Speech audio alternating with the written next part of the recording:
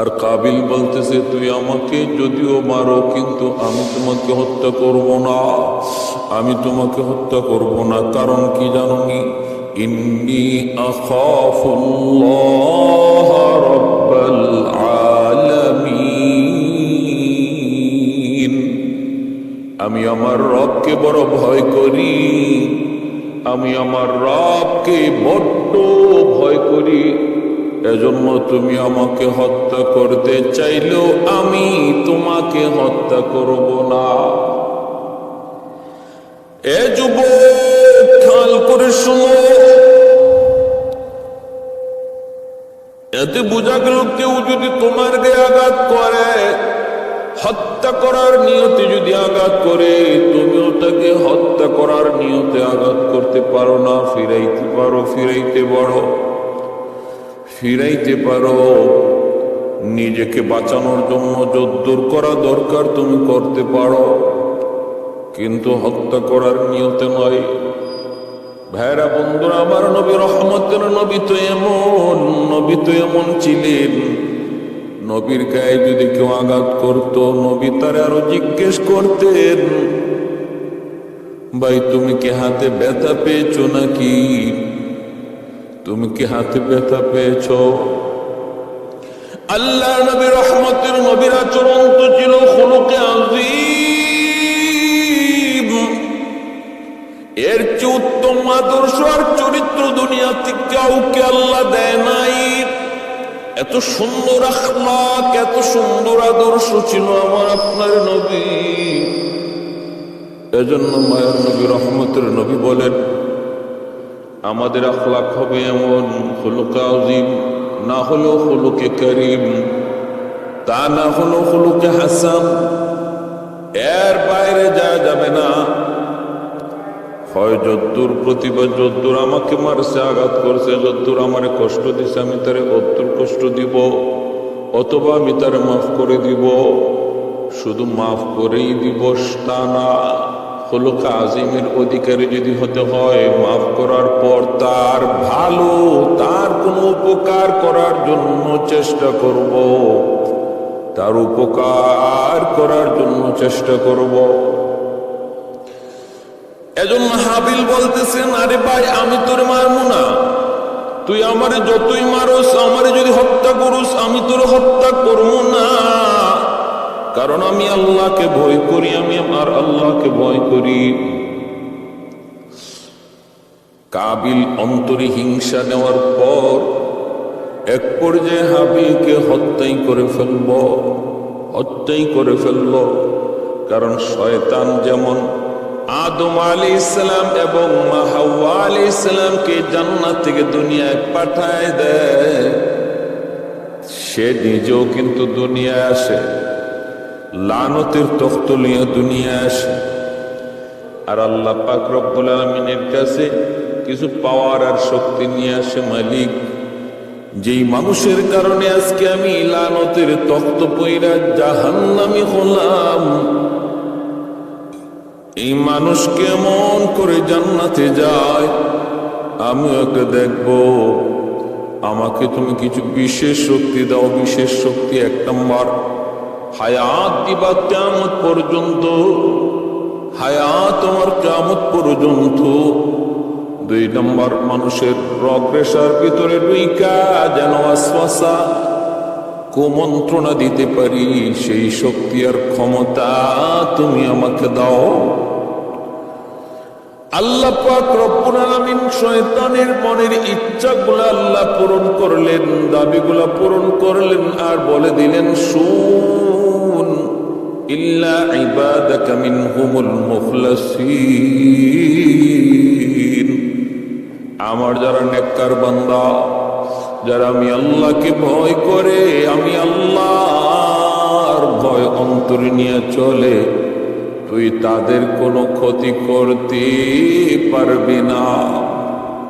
কয় আমি ডান দিক থেকে আমার ষড়যন্ত্রের জাল বিছাবো, বাম দিক থেকে ষড়যন্ত্রের জাল বিছাবো, সামন দিকে ষড়যন্ত্রের জাল বিছাবো, পিছন দিক থেকে ষড়যন্ত্রের জাল বিছাবো, তোমার বান্দা যাবে কোথায়? আল্লাহ পাক রব্বুল আলামিন বলে, তুই ডাইনে বামে চতুর্দিকে ষড়যন্ত্রী জাল বিছাবি, আর আমার বান্দা যদি নিচের দিকে তাকায় তাকায় হাঁটে, আমি আল্লাহ উপর থেকে রহমতের কোলে তারে টান দিয়ে নিয়ে নিব। এজন্য আল্লাহ নিচের কথা শয়তানকে বলতে ভুলে দিছে। হাকিমুল উম্মত থানভী আলাইহির রাহমা বলেন, চলার পথে হাঁটার পথে ডাইনে বামে তাকানোর প্রয়োজন নাই, খুব দূরেও তাকানোর প্রয়োজন নাই, পিছনেও না, কারণ সর্বদিকে শয়তান ষড়যন্ত্রের জাল বিছানোর কথা বলেছে, কিন্তু আল্লাহ তার রহমতে নিচের কথা ভুলে রাখছেন। এজন্য কোনো মানুষ যখন রাস্তা হাঁটতে যায় নিচের দিকে তাকায় হাঁটে, আল্লাহ ওই মানুষটাকে তার রহমতের কুলে উপর থেকে টেনে নিয়ে যান। প্রতিটা নজরে নজরে যেখানে ছিল শয়তানের তীর, বিষাক্ত তীর, এর থেকে আল্লাহ তার হেফাজত করলেন। মা মিন মুসলিমিন ইয়ানজুরু ইলা মাহাসিনি ইমরাতিন আউওয়ালা মাররা সুম্মা ইয়াগুদ্দু বাসরা ইল্লা আহদাসাল্লাহু লাহু ইবাদাতান ইয়াজিদু হালাওয়াতাহা। মায়ার নবী বলেন, কোন একজন সুন্দরী বেগানা নারীর দিকে কোন যুবক নজর পড়া মাত্রই যদি নজরটা সরায় নেয়, আর কোন নজর না দেয়, আল্লাহর ভয়ে, কার ভয়ে? আল্লাহর ভয়ে, আল্লাহ পাক রব্বুল আলামিন তখন তার ইমানের মধ্যে নূর পয়দা করেন, ইমানের মধ্যে নূর পয়দা করেন, হালাওয়াতে ইমান তারে দান করেন। এজন্য ভাইরা বন্ধুরা, একটু মনোযোগ দিয়ে খেয়াল করে শুনুন। হযরত আদম আলাইহিস সালাম ওনার সন্তান কাবিল হাবিলকে হত্যা করে ফেললো, খুন করে ফেললো, এবং এটাই হলো পৃথিবীর ইতিহাসে সর্বপ্রথম খুন, সর্বপ্রথম হত্যা। পৃথিবীতে হত্যা চালু করার, হত্যার বিধান, হত্যার সিস্টেমটাও চালু করলো কাবিল। পৃথিবীতে খুনের সিস্টেমটাও চালু হলো কাবিলের দ্বারা।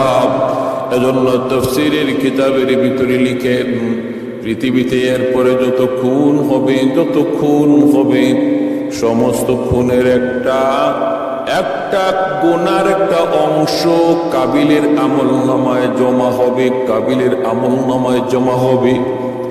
এটাই হলো নিয়ম পৃথিবীতে। যখনই যেই সিস্টেম চালু হয়, যে সিস্টেমটা চালু করে যায়, ওই সিস্টেমটা ওই তরিকাটা, ওই নিয়মটা যদি নেক কাজের কোনো নিয়ম হয়, সেটা যদি কোনো সওয়াবের কোনো নিয়ম হয়, সেটা যদি আল্লাহকে পাওয়ার কোনো তরিকা হয়, তাহলে দেখা যাবে এই তরিকার লাইনে যত মানুষে কাজ করবে, যত মানুষ আমল করবে, তাদের আমলের সাথে সাথে একটা আমলের অংশ, নেকের অংশ আল্লাহ যে আবিষ্কার করেছে, যার দ্বারা সিস্টেম তৈরি হয়েছে, চালু হয়েছে, তার আমল নামায় মৃত্যুর পরও সেটা জারি থাকবে। একজন মানুষ যদি একটা ধর্মীয় বই লিখে যায়, এই বইটা দুনিয়াতে যতদিন থাকবে, যত মানুষ এই ধর্মীয় বইটা পড়বে এবং আমলকে সুন্দর করার চেষ্টা করবে, তার বই পড়ার কারণে যেহেতু তার আমলের আগ্রহ বেড়েছে আর আমল করেছে, লেখককে আল্লাহ পাক রব্বুল আলামিন ওই আমলকারীর আমলের একটা অংশ আল্লাহ ওই লেখকের আমল নামায় দান করবে। আর যদি কোনো মানুষ কোন গুনার প্রথা চালু করে যায়,